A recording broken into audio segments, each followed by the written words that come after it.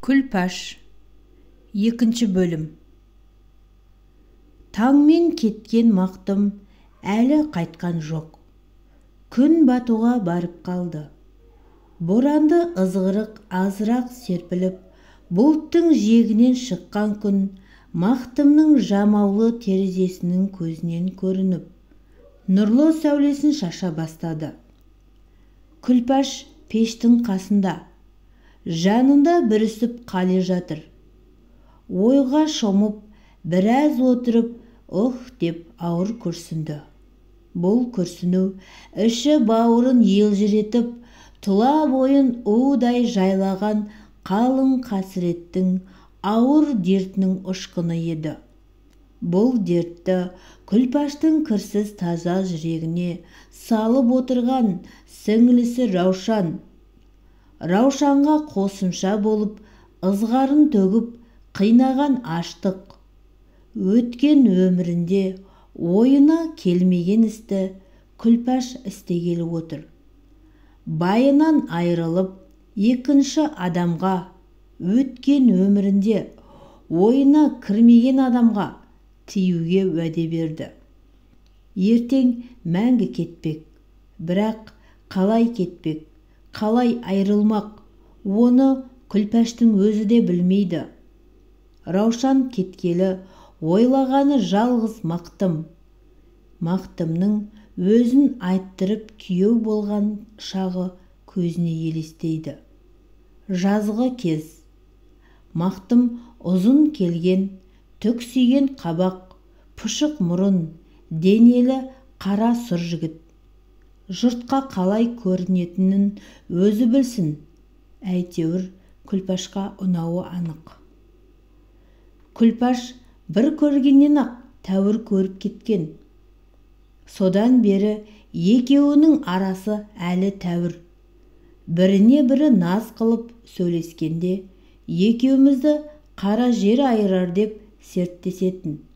Мақтым үйде аз ғана жоқ болса, қайда кетті деп келгенше ынтық болатын Күлпаш осы. Сөйткен мақтымын бүгін тастамақ. Әй, рақымсыз аштығай, кімдерді жылатпады, кімдер жыламады. Күлпаш өксіп жылап жіберді.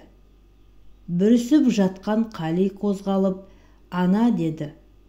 Немене қарағым, әкем келді ме? Далада тықыр білініп, сықырлап есік ашылды. Қыр жиып, тырысқан қысқа тон, қаудырлап қатқан жаман тымақ, аяғында қонышынан басылмаған жаман етік. Мойнында дорбасы бар. Жағы су алып, көзі адырайып, адам бейнесі кеткен біреу есіктен кірді. Бұл мақтым еді. Күлпаш жалт етіп қарады да мұңайып кетті. Қали басын көтеріп алып, әке, келдің бе деді. Келдім қарағым деп, кемсеңдеп қалтылдап, жыртық етігін сықырлатып, үйдің ортасындағы бағананың түбіне келіп, мақтым салбырап отыра кетті.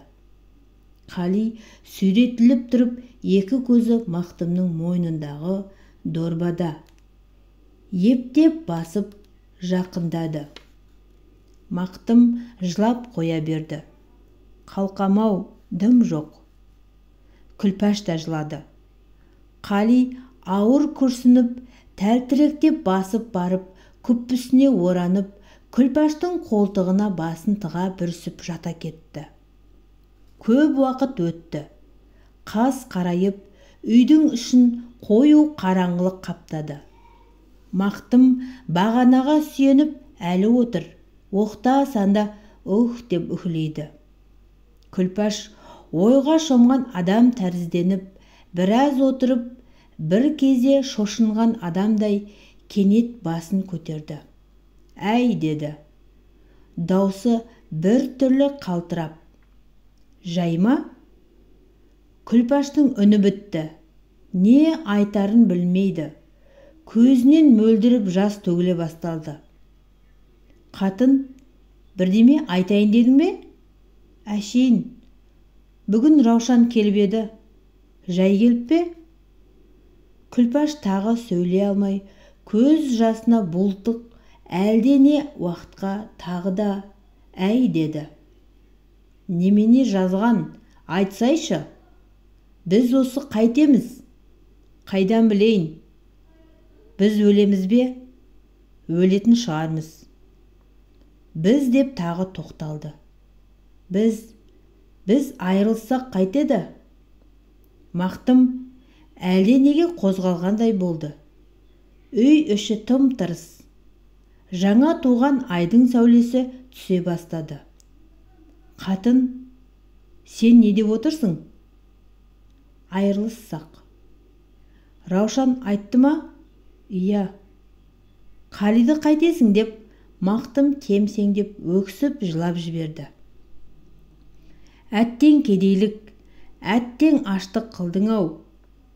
Пеш пен Күлпаштың арасындағы қуысқа тығылып, бүрсең жатқан Қали тағы қозғалды. Ана деді. Қалқам-ау, не қыл дейсің? Тоңдым анашым. Жалғасы келесі бөлімде. Каналым ұнаса, тіркеліп, лайк басып, пікір бөлісе отырыңыздар.